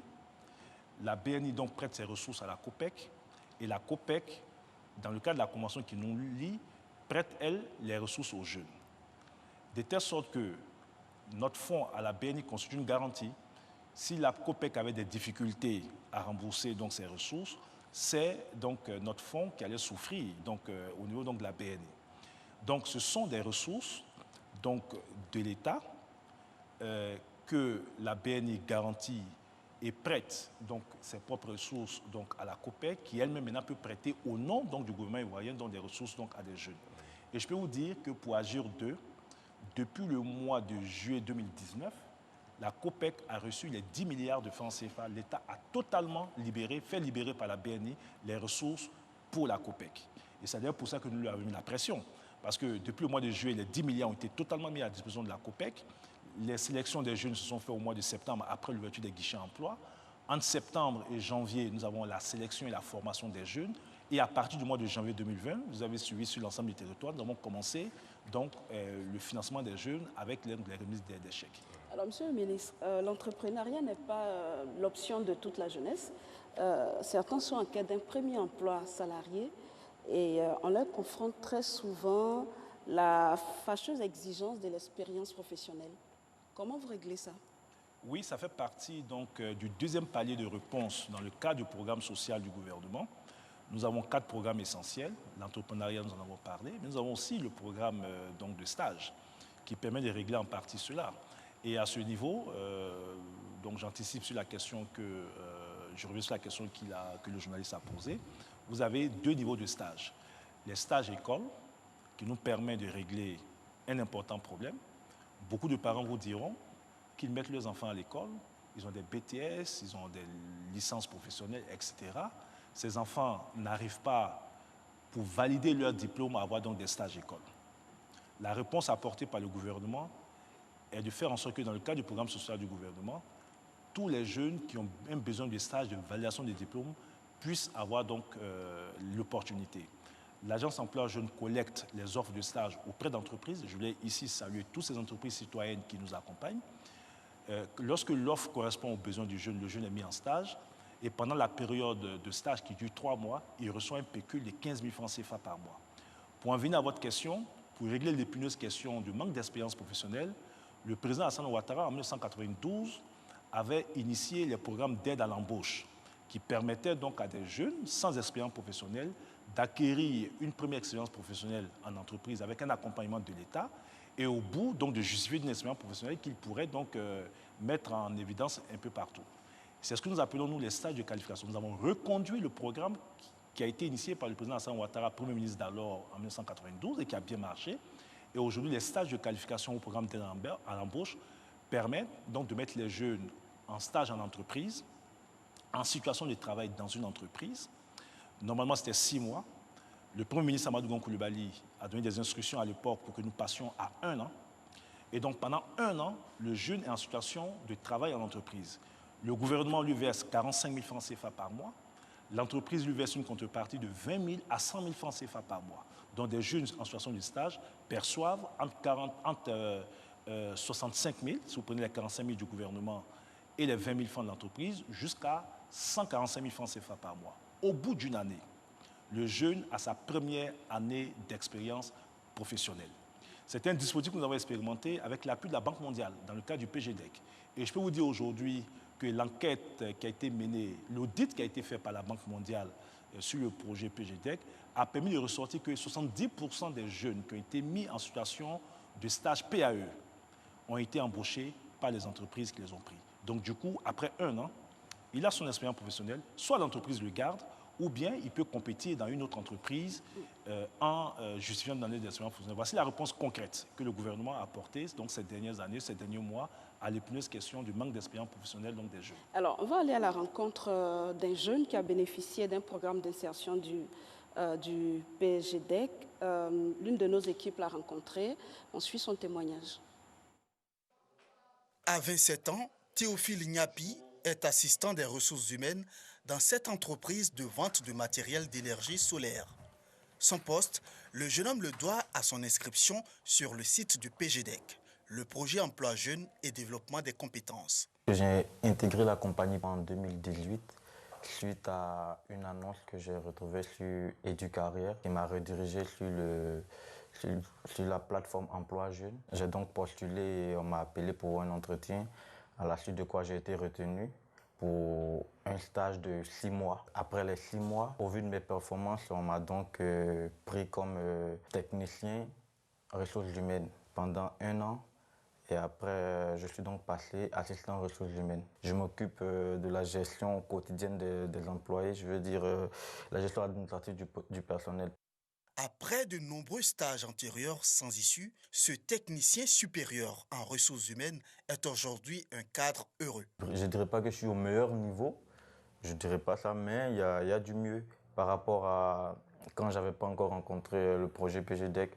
Il y a du mieux. Aujourd'hui, j'ai un salaire, j'ai des responsabilités. Avec son contrat à durée déterminée, Théophile voit se profiler devant lui une belle carrière professionnelle. Et pourtant, lui aussi, comme plusieurs jeunes, avait douté de la crédibilité du PGDEC. Comme tout Ivoirien sans emploi, je veux dire, on entendait dire que quand tu ne connais pas quelqu'un, tu n'as pas d'emploi. Bah, aujourd'hui, moi, je peux dire que c'est faux. La preuve, je ne connaissais personne à PEG, je ne connais personne à Emploi Jeune. J'ai tenté ma chance, j'ai postulé et j'ai été retenu. Donc, cette appréhension-là, elle est complètement erronée, quoi. Voilà, on va encore retourner au téléphone avec Régis Kofi qui a enregistré des questions de téléspectateurs et également d'internautes. Monsieur Sama Narcisse à Boisflé a un projet, mais difficile pour lui de le rédiger puisqu'il n'a pas été à l'école. Est-ce qu'il y a une assistance pour résoudre son problème? La question qu'il pose. Kofi Justin nous appelle Doumé. L'âge pour le financement des projets est limité à 40 ans. Lui, il en a plus. Il souhaite que le ministre repousse cette limite à 55 ans. Et puis, nous avons quelques questions des internautes sur la plateforme RTI Info. Paul Newman-Quadio, comment expliquer le départ massif des jeunes Ivoiriens vers la Méditerranée? Et puis, Ibrahim Khalil Karamoko, pourquoi Agir pour les jeunes ne sélectionne pas directement dans les centres de formation professionnelle, de sorte que les étudiants diplômés puissent s'installer à leur compte? C'est tout pour cette deuxième vague des questions. Alors, on va vous demander de reprendre les questions, Régis. Alors, on reprend toutes les questions. À commencer par Monsieur Sama Narcisse à Boisflé. Il a un projet, mais difficile pour lui de le rédiger puisqu'il n'a pas été à l'école. Est-ce qu'il y a une assistance pour résoudre son problème? La première question qu'il pose. Alors, Kofi Justin nous appelle Doumé. L'âge pour le financement des projets est limité à 40 ans. Lui, il en a plus. Il souhaite que le ministre repousse cette limite à 55 ans. Et puis, nous avons deux questions des internautes sur la plateforme RTI Info. Paul Newman-Quadio, comment expliquer le départ massif de la jeunesse ivoirienne vers la Méditerranée? Et on termine avec Ibrahim Khalil Karamoko. Pourquoi Agir pour les jeunes ne sélectionne pas directement dans les centres de formation professionnelle, de sorte que les étudiants diplômés puissent s'installer à leur propre compte? C'est tout. Voilà pour la deuxième vague de questions. Merci Régis. Monsieur le ministre. Alors, sur la rédaction du projet par donc la personne qui n'aurait pas donc, de niveau, alors il y a deux choses. Si c'est au niveau donc de Agir pour les jeunes, je pense que la COPEC donc prend en charge donc cette préoccupation. Donc la COPEC a en son sein donc, des personnes ressources qui accompagnent les personnes, même quand elles ne savent pas lire et écrire. Et je peux vous dire que beaucoup de personnes qui ont bénéficié d'Agir pour les jeunes ne sont pas forcément des jeunes qui savent lire et écrire. D'accord. Bon, on va donc demander à M. Narcisse Sama de se rapprocher de la COPEC de Boisflé. Voilà. Alors, pour M. Justin qui veut qu'on repousse l'âge à 55 ans, je pense que si je le fais, les jeunes vont m'en vouloir. Déjà, on est jeune en Côte d'Ivoire lorsqu'on a entre 16 et 35 ans. Et à cause des crises que nous avons connues, nous avons pu donc repousser jusqu'à 40 ans l'âge pour accès au financement. Mais je peux lui dire que lorsqu'il s'agit de projets collectifs et que ce projet collectif regroupe plusieurs personnes et que parmi ces personnes, il y a des jeunes, même s'il y a des moins jeunes, nous finançons. Donc si M. Justin est dans un projet collectif, et dans ce projet, il y a des jeunes qui ont 40 ans au plus, ils peuvent bénéficier donc de financement et en ce moment-là, ils bénéficieraient indirectement de financement à cause de ces jeunes qui sont dans le projet collectif. Mais pour les projets individuels, il faut avoir 40 ans en plus. Et je peux vous dire que 40 ans en plus, c'est un effort qui a été fait par le gouvernement parce que nous avons des partenaires techniques et financiers qui souhaitent qu'on respecte donc l'âge de 35 ans. Nous avons dû batailler compte tenu des crises que nous avons connues et du fait que certains jeunes, malheureusement, ont subi ces crises et ce qui n'est pas de leur faute. Nous avons souhaité leur donner un peu de chance pour leur permettre donc d'accéder à des financements. Alors pourquoi il y a le départ massif des jeunes vers la Méditerranée? Je pense que c'est une question centrale qui mérite un vrai débat. La question, l'idée qui est mise en avant, c'est de dire que bon, la précarité dans laquelle se trouvent les jeunes, la pauvreté dans laquelle se trouvent les jeunes, la situation du pays expliquerait donc le départ. Alors que nous avons un pays qui, dans un environnement sous-régional, a quand même une embellie économique et certains verraient donc une incohérence entre les performances économiques présentées et le départ des jeunes. Mais lorsqu'on va en profondeur, madame, lorsque vous regardez le rapport qui a été fait par l'OIM, la plupart des jeunes qui vont à l'extérieur ont un revenu moyen de 200 000 francs CFA par mois. Vous avez des jeunes ici qui ont des financements de 800 000 francs CFA, mais qui arrivent à faire des activités, ils arrivent à s'en sortir. J'ai rencontré des jeunes à Yamoussoukro, notamment un jeune qui, dans le cadre de nos programmes, a pu avoir 1 million de francs CFA. Il avait lui-même un peu de ressources, il a fait son taxi. Et il me dit, monsieur le ministre, j'ai un bénéfice de près de 10 000 francs CFA par jour. Vous avez cette dame que j'ai rencontrée qui vend son pain Kita, qui a eu un financement d'à peu près 900 000. Et qui me dit, monsieur le ministre, pendant les jours de fête, je ne vais pas jusqu'à 200 000, mais aujourd'hui, avec la situation difficile, souvent, c'est 20 000, 30 000 francs par jour. Lorsque vous regardez en profondeur, moi, je suis quand même élu de Daloa, je suis député de Daloa, qui est considéré comme la première ville de départ, mais je me suis intéressé à la question. J'ai parlé avec des jeunes, j'ai parlé avec les familles, mais il y a un problème culturel. Au-delà donc des questions économiques et autres que je ne veux pas forcément nier, mais beaucoup de jeunes vendent leurs affaires, leurs fonds de commerce pour partir. Vous avez des familles entières qui poussent leurs enfants à partir. Et ça, donc, la question, à mon sens, doit être traitée à 3 niveaux. La sensibilisation, donc expliquer aux jeunes qu'avec tout le dispositif que nous sommes en train de déployer ici, et Dieu sait que nous avons des exemples, je suis heureux qu'aujourd'hui nous via la télévision, des jeunes qui sont restés, qui ont eu des financements, qui mènent des activités et qui réussissent. Donc c'est possible. Donc la sensibilisation. Et les sensibiliser sur les méfaits de la traversée du désert. Ensuite, la répression. Parce que ces jeunes sont souvent victimes des filières mafieuses d'exploitation.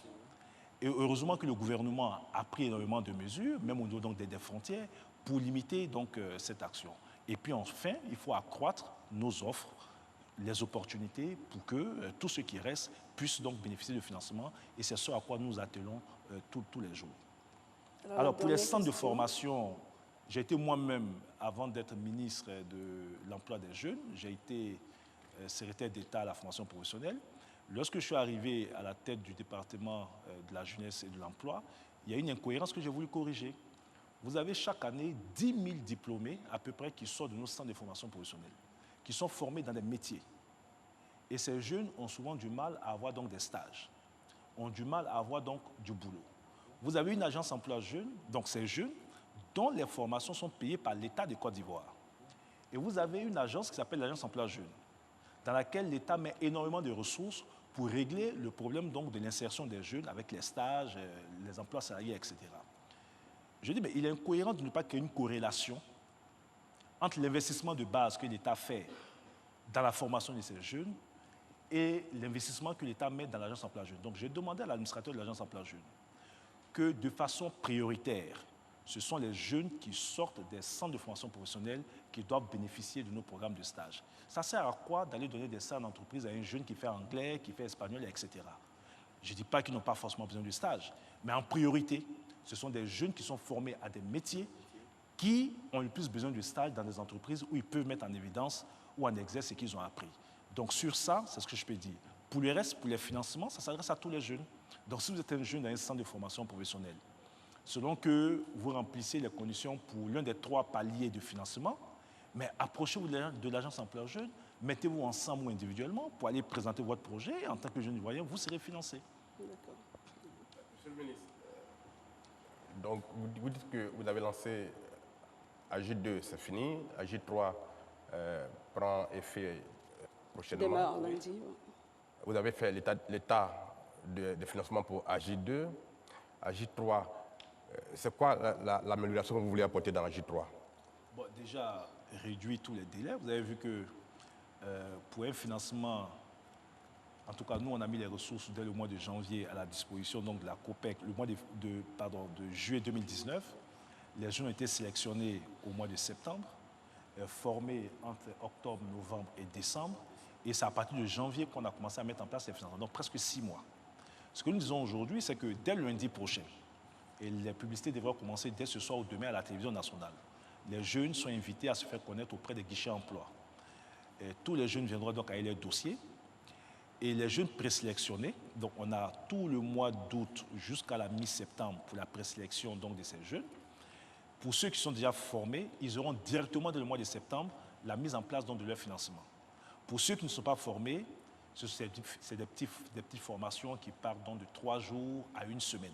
Ils seront pris en charge donc, dans la formation et dès le mois d'octobre, ils auront donc leur financement. Donc nous avons essayé de travailler la COPEC pour corriger tous les dysfonctionnements que nous avons constatés dans AJ. Vous savez, je peux vous dire, par exemple, des jeunes se sont plaints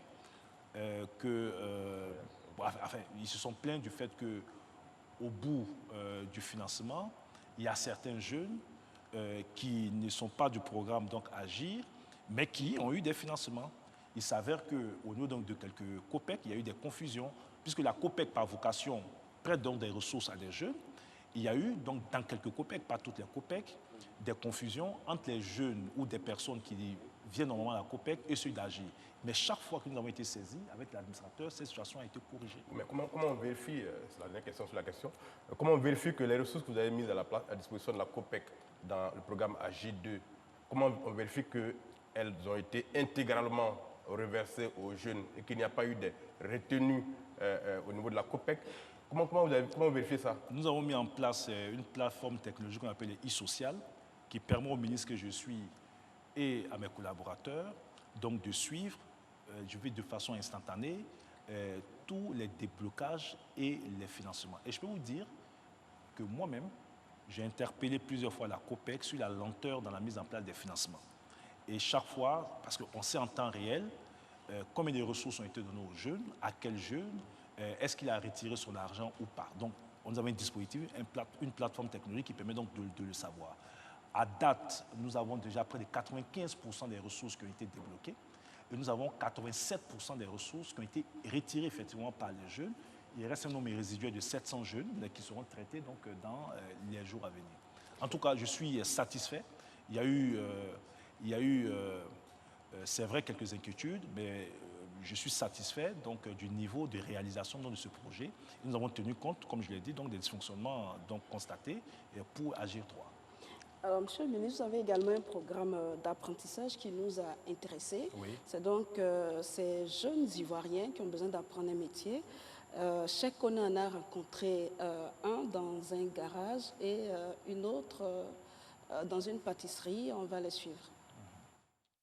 Quartier chic des zones 4 dans la commune de Marcory. Ici, les enseignes de pâtisserie rivalisent de services au standing. Y ont facilement accès pour la plupart les diplômés sortis des écoles de pâtisserie. Mais depuis novembre 2019, à la faveur du programme gouvernemental des formations par apprentissage, la possibilité est désormais offerte aux jeunes sans qualification d'apprendre le métier de leur choix dans des structures de renom. C'est le cas de cette enseigne mondiale qui a recruté 12 apprenants.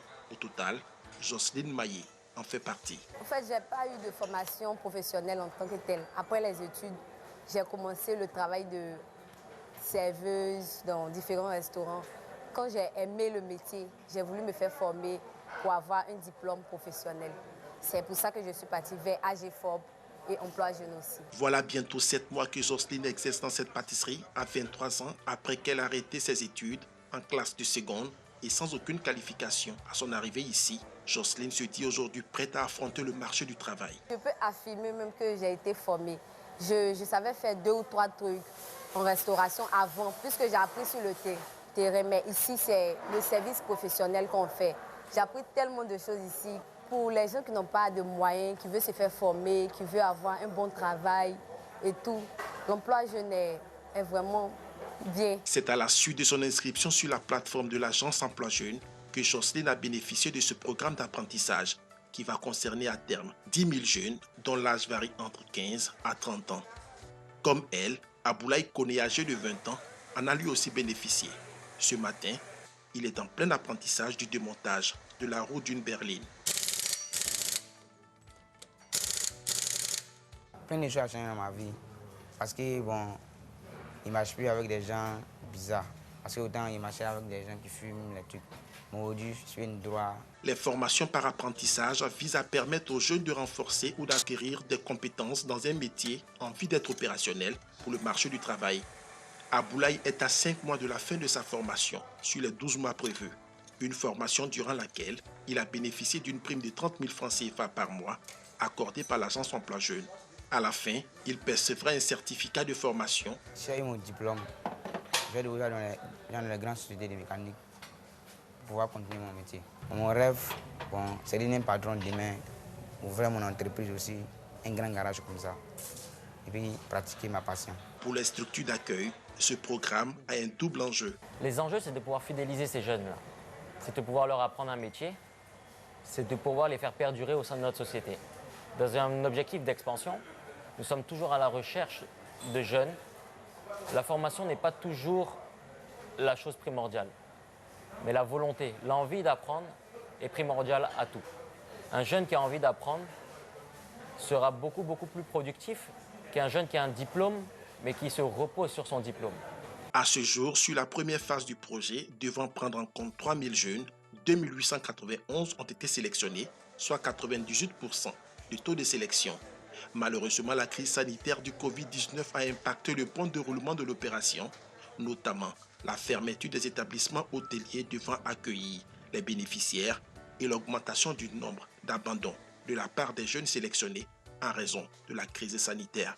Pour ce faire, une seconde phase de sélection de 1500 jeunes est annoncée pour les 17 août prochains sur l'ensemble du territoire national. Monsieur le ministre, quelle suite pour ces jeunes après l'apprentissage? Mais écoutez, nous avons voulu créer une cohérence. Ils sont formés. Et je voulais profiter pour remercier, c'est vrai qu'il y a un investissement important du gouvernement, mais tous nos partenaires techniques et financiers, la Banque mondiale, l'AFD, pour le PGDEC 1 et 2, c'est près de 50 milliards de francs CFA que la Banque mondiale a investi, a octroyé à la Côte d'Ivoire pour. Et pour le PGDEC 3, dont nous sommes en train de négocier les termes, c'est près de 60 milliards de francs CFA. Donc je vais remercier les partenaires techniques, mais surtout remercier mon collègue de l'enseignement technique, puisque ce programme est mis en œuvre dans le cadre d'une collaboration gouvernementale. Il y a une réforme sur l'apprentissage qui a été adoptée et qui permet aujourd'hui de donner une lisibilité sur l'insertion des jeunes par apprentissage. Alors, ils sont formés, ils ont un pécule. À la fin de leur formation, ils reçoivent du matériel pour s'installer. Mais ce que nous disons aujourd'hui, c'est que tous ces jeunes qui sont formés peuvent aussi accéder aux différentes plateformes de financement. Donc, Aboulaye, par exemple, qui veut ouvrir un grand garage. Bon, on va commencer d'abord par un petit garage. Aboulaye, je vais lui dire ce soir qu'après les financements de son apprentissage, comme tous les autres jeunes ivoiriens, il monte son projet. Il est soumis à l'agence Emploi Jeune, son projet est analysé. Et si la banque nous dit que le projet est bon et que les experts au sein du comité de sélection nous disent que c'est bon, mais Aboulaye sera financé. D'accord. Alors, au-delà des questions d'emploi, il y a aussi celle des valeurs morales.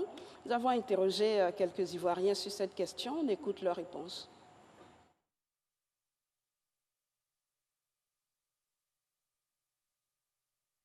La jeunesse aujourd'hui est nettement moins respectueuse, a moins de valeurs morales que celle des temps précédents.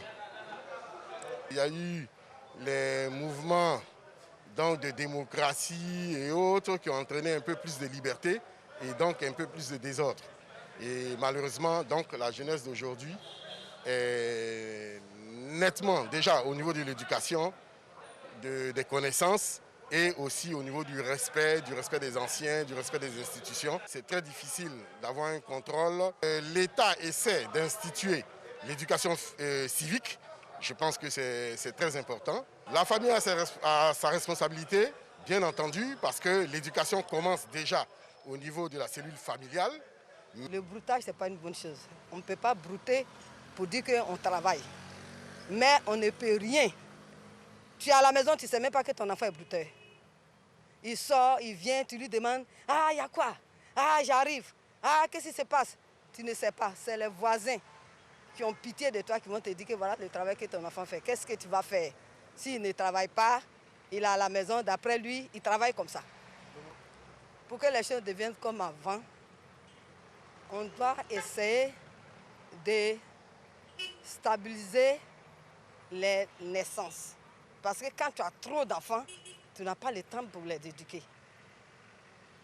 Bon, au moment que nous, on vivait avec les parents, on était jeunes, on respectait beaucoup, même dans le bus. Aujourd'hui, là, tu es âgé que tu es avec un jeune qui a au moins 18 ans ou bien 12 ans, vous montez dans le bus, il préfère s'asseoir puis ne s'occupe pas. L'éducation, c'est très différent. C'est pas si c'est la civilisation chez eux. Bon, la modernisation, je ne sais pas. Bon, moi aussi, je me demande aussi. Si tu as eu à mettre ton enfant au monde, et il faut lui dire, il faut l'élever de la façon que tu as été élevé. Même si il a eu un comportement plus dangereux, c'est toi le père qui doit, ou bien la mère, qui doit faire asseoir ton enfant pour lui faire comprendre la vie d'aujourd'hui. Les jeunes d'aujourd'hui, ils sont plus emportés par, comment on appelle, la convoitise. C'est-à-dire, l'argent les intéresse plus. De telle sorte que c'est celui qui a l'argent qui est considéré. Voilà, même si tu es même le père qui te les a mis au monde, si tu n'as pas les moyens financiers, tu n'es pas considéré. Voilà, donc c'est ce petit côté-là qui me fatigue un peu. Parce que nous, à notre temps, ce n'est pas l'argent. On voyait l'amour du père. Même dans sa souffrance, on le respectait. Mais aujourd'hui, les jeunes n'ont plus de respect. Il y a beaucoup de changements. Avec les réseaux sociaux, quand ils rentrent dans ces masses-là, ils ne cherchent pas véritablement la moralité de la masse. C'est-à-dire que c'est l'image qui les intéresse. Ils appliquent l'image qu'ils voient. Or, par rapport à une image, il y a toujours la moralité qui suit. Alors, on a entendu les avis de certains Ivoiriens et le dernier intervenant a indexé les réseaux sociaux. Notre reporter Didier Nguessin est allé à la rencontre, on va dire, d'un phénomène des réseaux sociaux qui s'est converti à l'entrepreneuriat. Dougou Tigui, qu'est-ce qu'il est devenu? Réponse dans cet élément. Un bâtiment d'élevage d'une capacité de 1000 poulets, un forage en construction, 2 chambres de couchage équipées en énergie solaire, un magasin de stockage d'aliments, un tricycle pour les livraisons, le tout sur un terrain d'un hectare payé et enregistré au nom de Koyi Boou Yves Maciel, connu sous le sobriquet de Dougou Tigui. Nous sommes sur la ferme de celui dont la vidéo a fait le buzz sur la toile il y a plus d'1 an. Cette réalisation est un don de Mamadou Touré, ministre de la promotion de la jeunesse et de l'emploi des jeunes. Le robot Dougou Tigui lui est reconnaissant. Après mon buzz, le ministre de la jeunesse, Touré Mamadou, qui a contacté mon staff, qui voulait me raconter quoi. On était un jeune, on fait le buzz. Donc, il m'a proposé ce qu'il voulait. Il a dit, bon, comme il connaît mon métier, comme il s'est élevé avant, c'était mieux d'avoir peut-être un petit bâtiment de 1000 poulets. Il a dit que non, En tout cas, ici, j'ai peut-être qui est intelligent, qui veut ici. Donc, lui va me proposer un hectare de terrain, plus 3 bâtiments de 1000 poulets. Installée depuis un an, la ferme située à Mbromé dans la commune rurale d'Azagué tourne malgré la Covid-19. Ça fait pratiquement à la 5e bonne. Alors, nous sommes là, bon, arrivé à 4e bonne, il y a eu l'épidémie coronavirus. Là, c'était pas trop facile. Voilà, ils vendent des poulets. Donc, par la grâce de Dieu, tout s'est bien passé. Voilà, je les avoue ça, là, comme d'habitude. Voilà, c'est eux qui viennent prendre 600, 700 en un coup. Loin des projecteurs, Dougoutigui, le fermier, est à la tâche. Conscient que le succès sur les réseaux sociaux est souvent éphémère, il prend à cœur son insertion socio-professionnelle. Dieu m'a fait une chance d'avoir une propre ferme à moi. Moi, c'est mieux de me concentrer. Bon, peut-être pas souvent, je me fais une vidéo pour dire, ah bon, remercier un peu les fanatiques, pour dire qu'ils peuvent m'oublier, que je les aime, c'est comme ça. Sinon, rester là, toujours faire des vidéos, il voit que non, c'est le temps à perdre, quoi. Il perd un peu le temps, donc il me concentre réellement sur mon travail. Une vidéo, une rencontre, un destin. Celui de Yves Maciel qui a su saisir la pêche à lui tendue par Mamadou Touré pour vivre de son métier. D'ici quelques années, on aura oublié la vidéo qui a révélé Dougoutigui, mais la main tendue du premier responsable de la jeunesse, elle, aura offert la chance à un entrepreneur qui n'espérera pas que des internautes avides de célébrités éphémères, mais surtout une jeunesse en quête de modèle, qu'il soit ministre ou fermier. Antoine? Monsieur le ministre, oui. Chacun le sait, la jeunesse ivoirienne traverse une vraie crise de valeurs. Tout le monde dit que la jeunesse ivoirienne est désorientée, n'a plus de repères. Quelles sont les valeurs que porte votre ministère et comment vous les vulgarisez? Comment vous faites pour que la jeunesse ivoirienne retrouve certaines valeurs? Permettez-moi rapidement de me réjouir pour ce que j'ai vu sur Dougoutigui, qui est un jeune qui aujourd'hui est un entrepreneur, qui a été installé, qui a été formé pendant plusieurs mois à Yamoussoukro, qui a sa ferme et qui lui-même a pu embaucher 2 personnes. Donc je me réjouis que depuis plus d'1 an, Dougoutigui tienne sa ferme. Et je souhaite qu'avec tous les programmes que nous mettons en place, on ait d'autres Dougoutigui, d'autres entrepreneurs. Alors pour venir à votre question, effectivement, la question de la crise des valeurs au niveau de nos jeunes se pose. Mais moi, je suis contre la stigmatisation des jeunes. Tous les jeunes ne sont pas en manque de repères. Vous avez l'exemple de Dougoutigui ou de d'autres jeunes, les Benaziz ou d'autres jeunes que vous avez montrés aujourd'hui. Il ne faut pas stigmatiser toute une jeunesse. Mais ça ne veut pas dire qu'il n'y a pas de problème. On l'a vu avec la mort du célèbre artiste Didier Arafat. On a tous été choqués par le comportement de certains jeunes et ce qui nous amène à nous remettre en cause. Et c'est une remise en cause générale. Ce n'est pas seulement le gouvernement. Le gouvernement fera donc ce qu'il a fait, tant au niveau donc de l'éducation, tant au niveau donc de la sensibilisation à travers nos ministères, ministère de la jeunesse, ministère de la femme, de la famille, etc., tant au niveau sécuritaire. Vous avez vu comment nous avons agi pour freiner le phénomène donc des éperviers et comment des fumoirs ont été détruits partout à Abidjan pour réduire le phénomène donc des enfants microbes, etc. Mais il y a la responsabilité des parents. Il y a une démission des parents, et ça il faut qu'on le dise. Ces jeunes sont à l'image de la société, de leurs parents, de l'éducation qu'on leur donne. Mais il y a aussi le rôle de la société civile. Toutes ces organisations qui existent, qui doivent aussi aider donc, à la sensibilisation, à l'encadrement de ces jeunes. Donc pour moi, c'est une vraie question qui mérite un vrai débat. Où en sommes-nous aujourd'hui? Où nous voulons aller demain? En tout cas, au niveau gouvernemental, le chef de l'État a une vision claire. Celui donc de faire en sorte que nous ayons un Ivoirien nouveau. Vous allez conclure en même temps, Monsieur le ministre. Oui, un Ivoirien nouveau et un Ivoirien donc, qui intègre un certain nombre de principes et de valeurs. Et c'est un travail donc, permanent que nous allons faire. Alors pour conclure, je voudrais d'abord vous remercier pour l'opportunité que nous offrez à la veille donc, de la Journée internationale des jeunes pour expliquer les acquis donc, de la gouvernance du président Ouattara depuis 2011. Et au sortir de cette émission, ce que je veux qu'on retienne, c'est qu'il y a des choses concrètes qui ont été faites. Nous allons peut-être améliorer la communication autour donc, de nos actions. Et je vais dire aux jeunes qui souvent sont gagnés par le découragement et par l'intoxication. Ils ont la preuve aujourd'hui à travers tout ce qu'ils ont vu que nous avons des dispositifs qui fonctionnent et qui marchent. Il y a certainement peut-être des points d'amélioration. D'arrêter de se murer dans des préjugés. Nous avons un gouvernement qui travaille, nous avons une agence emploi jeune qui a été mise en place. Tout le dispositif, c'est pour eux. Je leur demande de venir tester le dispositif. Je ne dis pas que tout est parfait. Je ne dis pas qu'il n'y a pas encore des choses à corriger, mais je prends l'engagement ici que chaque fois que nous constaterons des dysfonctionnements, nous allons les corriger. Et je l'ai dit maintes fois, la transparence et l'égalité des chances doit être une réalité. Telle est la volonté du président Ouattara. N'importe quel agent sous mon ministère qui est pris à défaut dans des actes qui ne sont pas des actes indiqués, ils sont sanctionnés. Je peux vous dire par exemple que la semaine dernière, j'ai relevé de ses fonctions un responsable de l'agence emploi jeune à Djamé, qui extorquait des ressources à des personnes qui venaient prendre, qui venaient souscrire pour le FASI.